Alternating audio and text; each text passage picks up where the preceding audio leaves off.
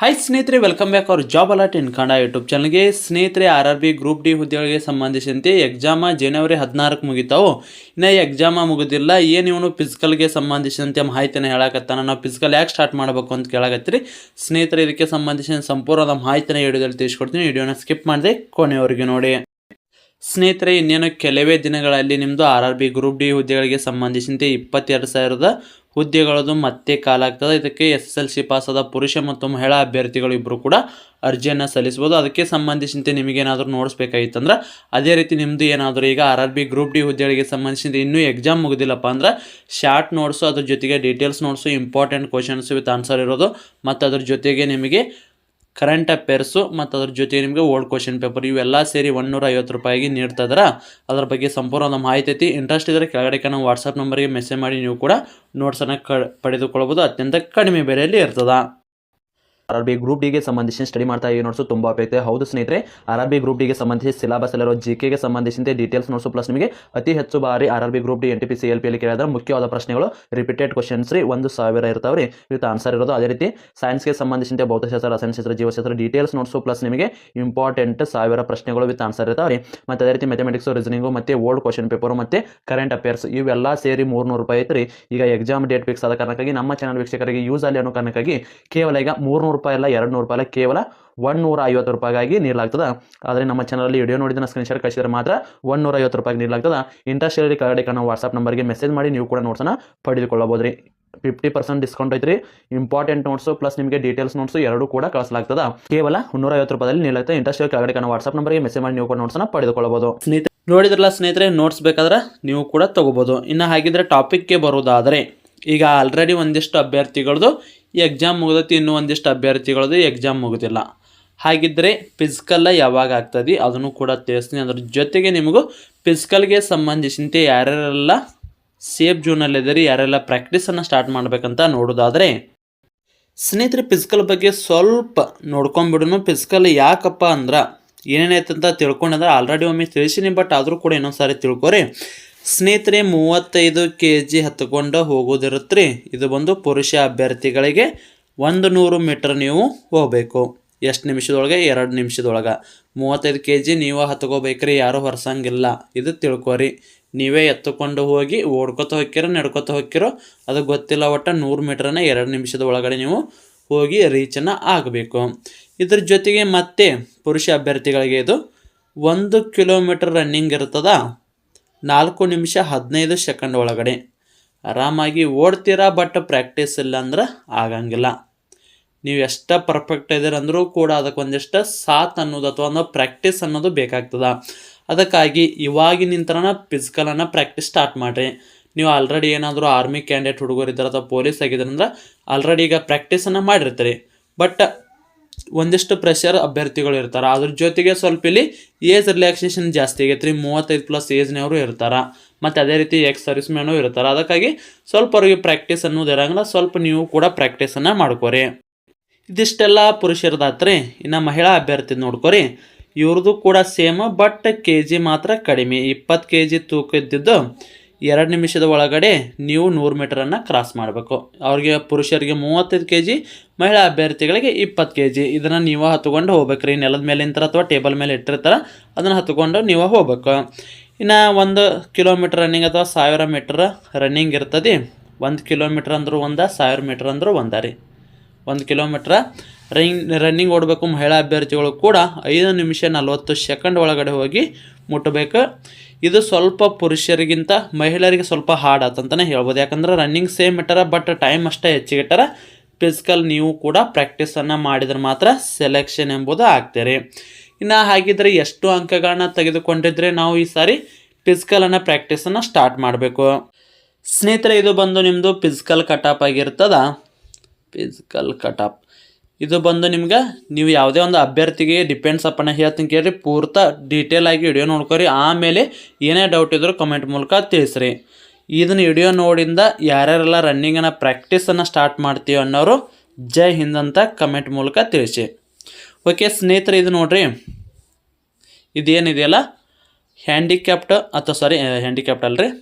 ಈಗ ಆಲ್ರೆಡಿ ಅಪ್ರೆಂಟಿಸನ್ನು ಮಾಡಿದ್ರಲ್ಲ ರೈಲ್ವೇದಲ್ಲಿ, ಅಂಥ ಅಭ್ಯರ್ಥಿಗಳು ನೀವೇನಾದರೂ ಆಗಿದ್ರಂದ್ರೆ ಅದ್ರ ಜೊತೆಗೆ ಎಕ್ಸ್ ಸರ್ವಿಸ್ ಮ್ಯಾನ್ ನೀವೇನಾದರೂ ಆಗಿದ್ರಂದ್ರೆ ಇಷ್ಟು ಸ್ಕೋರ್ ಆಗಿತ್ತು. ಅದು ಯಾವುದೇ ಒಂದು ಕ್ಯಾಟಗರಿ ಅಭ್ಯರ್ಥಿ ಇರಲಿ, ಜನರಲ್ ಕ್ಯಾಟಗರಿ, OBC ಇರಲಿ, SC ST ಇರಲಿ, ಅದೇ ರೀತಿ ನೀವು EWS ಇರಲಿ, ಇಷ್ಟು ಸ್ಕೋರ್ ನಿಮ್ದು ಏನಾದರೂ ಆಗಿತ್ತಪ್ಪ ಅಂದ್ರೆ ಯಾರ್ಯಾರು ಅಪ್ರೆಂಟಿಸ್ ಆಲ್ರೆಡಿ ರೈಲ್ವೆದಾಗ ಅಪ್ರೆಂಟಿಸನ್ನು ಮುಗಿಸಿ ITI ಮೇಲೆ ಅರ್ಜಿ ಹಾಕಿದವರು ಮತ್ತು ಅದ್ರ ಜೊತೆಗೆ 10th ಮೇಲೆ ಎಕ್ಸ್ ಸರ್ವಿಸ್ ಮ್ಯಾನ್ ಅಭ್ಯರ್ಥಿಗಳು ನೀವೇನಾದ್ರು ಆಗಿದ್ರಪ್ಪ ಅಂದ್ರೆ ಇಷ್ಟು ಅಂಕ ಅಲ್ವಾ, ಇದಕ್ಕಿಂತ ಒಂದು 5 ಅಂಕ ಕಡಿಮೆ ಬಂದಿದ್ರು ಕೂಡ ನಡೀತದ. ಯಾಕಪ್ಪ ಅಂದರೆ ಇಲ್ಲಿ ಜನರಲ್ ಕ್ಯಾಟಗರಿ ಮತ್ತು EWS ಏನಿದೆಯಲ್ಲ ಇವರಿಗೆ ಇಲ್ಲಿ ಪಾಸಿಂಗ್ ಮಾರ್ಕ್ಸ್ 40 ಮಾರ್ಕ್ಸ್ ಐತ್ರಿ. ಏನಿದೆಯಲ್ಲ ಇವ್ರದ್ದು ಪಾಸಿಂಗ್ ಮಾರ್ಕ್ಸ್ 40 ಐತಿ. ಅಷ್ಟು ಅಂಕಗಳನ್ನು ನೀವೇನಾದರೂ ತೆಗೆದುಕೊಂಡಿದ್ರ ಯಾಕೆ ಹೇಳಕತ್ತೀನಪ್ಪ ಅಂದ್ರೆ ಇಲ್ಲಿ 1:3 ಕರೀತಾರೆ ರೀ ಫಿಸಿಕಲು. 1:3 ಕರೆದ್ರಂದ್ರೆ ತುಂಬ ಕಡಿಮೆ ನಿಲ್ತದ ಫಿಸಿಕಲ್, ಬಟ್ 1:1 ಜಾಸ್ತಿ ನಿಲ್ತದ. ಫಿಸಿಕಲ್ ಆದಮೇಲೆ ಮತ್ತೆ ವಿಡಿಯೋ ಮಾಡಿ ಕೂಡ ತಿಳಿಸ್ತೀವಿ. ಈಗ 1:3ಗೆ ಆಯ್ಕೆ ಹಾಕಿರಪ್ಪ ಅಂದ್ರೆ ಇಲ್ಲಿ EWS ಅಭ್ಯರ್ಥಿಗಳಾಗಿರ್ಬೋದು, ಅದೇ ರೀತಿ OBC SC ST ಯಾವುದೇ ಇರಲಿ, ಇಲ್ಲಿ ಜಸ್ಟ್ ನೀವು ಇಲ್ಲಿ ಎಲಿಜಿಬಲ್ ಸ್ಕೋರನ್ನು ಮಾಡಿದರೆ ಸಾಕ್ರಿ. ಇಲ್ಲಿ OBC ಅಭ್ಯರ್ಥಿಗಳು 30 ತೆಗೆದುಕೊಂಡ್ರೂ ಕೂಡ ಪ್ರತಿಯೊಬ್ಬರು ಕೂಡ ನೀವು ಪ್ರಾಕ್ಟೀಸನ್ನು ಸ್ಟಾರ್ಟ್ ಮಾಡಿರಿ. ಯಾಕಪ್ಪ ಅಂದರೆ ಫಿಸಿಕಲ್ ಈಗ ಎಕ್ಸಾಮ್ January 16 ಮುಗಿದು ಅಂದ್ರೆ ರಿಸಲ್ಟ್ ಒಂದು 8ರಿಂದ 10 ದಿವಸದಾಗ ಬರುತ್ತಾರೆ. ಇದಾದ ನಂತರ ನಿಮ್ಮದು ಫಿಸಿಕಲ್ ಕೂಡ ಕಂಡಕ್ಟ್ ಆಗ್ತದೆ. ಅದಕ್ಕಾಗಿ ಸ್ವಲ್ಪ ಪ್ರಾಕ್ಟೀಸನ್ನು ಮಾಡಿದ್ರಿ ಅಂದ್ರೆ ಈಗ ಒಂದು ಮಂತ್ ಟೈಮ್ ಸಿಕ್ಕತ್ರಿ. ಫಿಸಿಕಲನ್ನು ಪ್ರಾಕ್ಟೀಸನ್ನು ಮಾಡ್ಕೊಂಡ್ರೆ ಅಂದ್ರೆ ಆರಾಮಾಗಿ ನೀವು ಅವಾಗ ಎಕ್ಸಾಮ್ ಫಿಸಿಕಲ್ ಇದ್ದಾಗ ಪಾಸ್ ಹಾಕ್ಯಾರಿ. ತಿಳಿತಲ್ಲ, ಇದು ಬಂದು ನಿಮಗೆ ಏನಿದೆ ಇದು ನಿಮ್ಮದು ಎಲಿಜಿಬಲ್ ಸ್ಕೋರ್ ಆಗಿತ್ತಂದ್ರೆ ಪ್ರತಿಯೊಬ್ಬರು ಕೂಡ ಏನಿದೆಯಲ್ಲ ಎಕ್ಸ್ ಸರ್ವಿಸ್ ಮ್ಯಾನು ಮತ್ತು ಅದೇ ರೀತಿ ಅಪ್ರೆಂಟಿಸನ್ನು ಮುಗಿಸಿದವರು ಫಿಸಿಕಲನ್ನು ಸ್ಟಾರ್ಟ್ ಮಾಡಿರಿ. ಇನ್ನು ಅದೇ ರೀತಿ ಉಳಿದ ಅಭ್ಯರ್ಥಿಗಳು ಎಷ್ಟು ಅಂಕಗಳನ್ನು ತೆಗೆದುಕೊಂಡ್ರೆ ನಾವು ಪ್ರಾಕ್ಟೀಸನ್ನು ಸ್ಟಾರ್ಟ್ ಮಾಡಬೇಕು.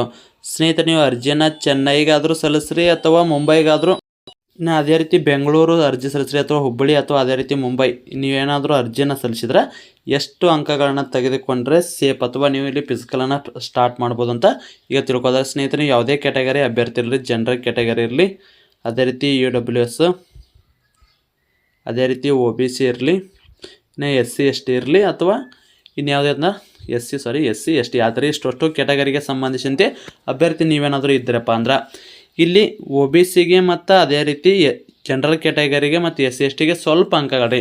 ಈಗ OBCಗೆ SC STಗೆ ಒಂದು 2 ಅಂಕ ಅಷ್ಟೇ ವ್ಯತ್ಯಾಸ ಇರುತ್ತೆ. ಅದೇ ರೀತಿ SC STಗೆ ಮತ್ತು ಅದೇ ರೀತಿ OBCಗೆ ಒಂದು STಗೆ ಸ್ವಲ್ಪ ಕಡಿಮೆ ನಿಲ್ತದೆ ರೀ. SCಗಿಂತ ST ಒಂದು 2 ಅಂಕ ಕಮ್ಮಿ ನಿಲ್ತದ. ಅದಕ್ಕಾಗಿ ಇಲ್ಲಿ ನೀವೇನಾದರೂ ಇವು ಯಾವುದೇ ಒಂದು ಕ್ಯಾಟಗರಿ ಅಭ್ಯರ್ಥಿ ಇಲ್ಲರಿ, ಪ್ರತಿಯೊಬ್ಬರು ಕೂಡ ನೀವೇನಾದರೂ 60+ ಸ್ಕೋರ್ ಆಗಿತ್ತಪ್ಪ ಅಂದ್ರೆ ಒಂದು SC ST ಮತ್ತು ಅದೇ ರೀತಿ OBC ಅಭ್ಯರ್ಥಿ ಒಂದು 2-3 ಅಂಕ ಕಮ್ಮಿ ಇದ್ದರೂ ಕೂಡ ನಡೀತದೆ ರೀ. ಏನಾದರೂ ಸ್ಕೋರ್ ಆಗಿತ್ತಪ್ಪ ಅಂದ್ರೆ ಪ್ರತಿಯೊಬ್ಬರು ಕೂಡ ಫಿಸಿಕಲನ್ನು ಸ್ಟಾರ್ಟ್ ಮಾಡಿರಿ. ಈ ಸಾರಿ ನಿಮ್ಮದು ಗ್ಯಾಪ್ ಅಂತೂ ಜಾಸ್ತಿ ಕೊಡೋಂಗಿಲ್ಲ, ಅಂದ್ರೆ ಟೈಮ್ ಜಾಸ್ತಿ ಕೊಡೋಲ್ಲ. ಫಿಸಿಕಲ್ ಒಮ್ಮೆ ಟೈಮನ್ನೇ ಬಿಟ್ಟು ಬಿಡ್ತಾರೆ. ಫಿಸಿಕಲ್ ಎದಿ ಮ್ಯಾಗ ಬಂದು ಅಂದ್ರೆ ನಿಮಗೆ ಹೋಗಿ ಫಿಸಿಕಲನ್ನು ಅಟೆಂಡ್ ಆಗಿದ್ರೂ ಕೂಡ ನೀವು ಇಲ್ಲಿ ಫಿಸಿಕಲಲ್ಲಿ ಫೇಲ್ ಆಗುವ ಸಾಧ್ಯತೆ ಜಾಸ್ತಿ ಇರ್ತದೆ. ಅದಕ್ಕಾಗಿ ಸ್ವಲ್ಪ ಸ್ಕೋರ್ ನಿಮ್ದು ಏನಾದರೂ 60 ಅಥವಾ 55 ಏನಾದರೂ ಅಬೋವ್ 55ಕ್ಕಿಂತ ಹೆಚ್ಚಿಗೆ ಏನಾದರೂ ಸ್ಕೋರ್ ಆಗಿತ್ತಪ್ಪ ಅಂದ್ರೆ ಫಿಸಿಕಲ್ನ ಸ್ಟಾರ್ಟ್ ಮಾಡಿರಿ. ಇದು ನೀವು ತಿಳ್ಕೊತಿರ್ಬೋದು ಯಾವ ರೀತಿಯಪ್ಪ ಅಂದ್ರೆ ನಾನು ಬರೀ 60 ಸ್ಕೋರ್ ಆಗೈತಿ, ನಂದೇನು ಸೆಲೆಕ್ಷನ್ ಆಗುತ್ತಾ. ಸ್ನೇಹಿತರೆ, ಇಲ್ಲಿ ನೋಡಿರಿ, ಇಲ್ಲಿ 32,000 ಹುದ್ದೆ ಅದಪ್ಪ ಅಂದ್ರೆ ಇದರ 3 ಪಟ್ಟು ನೀವು ಇಲ್ಲಿ ಫಿಸಿಕಲನ್ನು ಬರ್ತೀರಿ. ಅಂದ್ರೆ ಈಗ ಒಂದು ಹುದ್ದೆ ಐತಪ್ಪ ಅಂದ್ರೆ 3 ಜನನ ಆಯ್ಕೆ ಮಾಡ್ಕೊಳ್ತಾರೆ. 1:1ಗೆ ಸೆಲೆಕ್ಟ್ ಆಗೋದು ಬಿಡೋದು, ನೆಕ್ಸ್ಟ್ ನೀವು ಫಿಸಿಕಲನ್ನು ಯಾವ ರೀತಿ ಅಟೆಂಡ್ ಆಗಿರ್ತದೋ ಫಿಸಿಕಲನ್ನು ಪಾಸ್ ಆದಮೇಲೆ ಗೊತ್ತಾಗುತ್ತೆ. ಬಟ್ ಈಗ 1:3 ಏನಿರುತ್ತಲ್ಲ, ಇದು ಪ್ರತಿಯೊಬ್ಬರು ಕೂಡ ಹೋಗಿ ಫಿಸಿಕಲನ್ನು ಅಟೆಂಡ್ ಆದಾಗ ಮಾತ್ರ ನಿಮ್ಗೆ ಗೊತ್ತಾಗುತ್ತೆ ಯಾವ ರೀತಿ ಫಿಸಿಕಲ್ ಇರುತ್ತೆ. ಅದ್ರ ಜೊತೆಗೆ ಇಲ್ಲಿ ನಮ್ಮದು ಕೂಡ ಇಲ್ಲಿ ಫಿಸಿಕಲ್ ಏನಾದರೂ ಪಾಸ್ ಆಯ್ತಪ್ಪ ಅಂದರೆ ಸೆಲೆಕ್ಷನ್ ಕೂಡ ಆಗ್ಬೋದು. ಯಾಕಪ್ಪ ಅಂದ್ರೆ ಇಲ್ಲಿ ಜಾಸ್ತಿ ಸ್ಕೋರ್ 90+ ಮಾಡಿದವರು ಫಿಸಿಕಲನ್ನು ಪ್ರಾಕ್ಟೀಸ್ ಮಾಡಿಲ್ಲಪ್ಪ ಅಂದ್ರೆ ಅವರು ಫಿಸಿಕಲನ್ನು ಫೇಲ್ ಆದ್ರಿಂದ ಒಂದು ಸಮಯದಲ್ಲಿ 60 ತೆಗೆದುಕೊಂಡ್ರೂ ಕೂಡ ಸೆಲೆಕ್ಷನ್ ಹಾಕಿರಿ. ಅದಕ್ಕಾಗಿ ಪ್ರತಿಯೊಬ್ಬರು ಕೂಡ 60+ ಸ್ಕೋರ್ ಆಗಿತ್ತಪ್ಪ ಅಂದರೆ 60 ಅಥವಾ 55+ ಸ್ಕೋರ್ ಏನಾದರೂ ಆಗಿತ್ತಂದ್ರೆ ಫಿಸಿಕಲನ್ನು ಪ್ರಾಕ್ಟೀಸ್ ಸ್ಟಾರ್ಟ್ ಮಾಡಿರಿ. ಅದು ಸಾಯಂಕಾಲ ಆದರೂ ಮಾಡಿರಿ ಅಥವಾ ಮಾರ್ನಿಂಗ್ ಆದರೂ ಮಾಡಿರಿ, 1 ಟೈಮ್ ಮಾಡಿರಿ. ಸ್ವಲ್ಪ ಈಗ ಬೆಳಗ್ಗೆ ಎದ್ದು ಹೋಗೋಕ್ಕಾಗಲ್ಲಪ್ಪ ಅಂದ್ರೆ ಈವ್ನಿಂಗ್ ಆದ್ರೆ ಮಾಡ್ಕೋರಿ.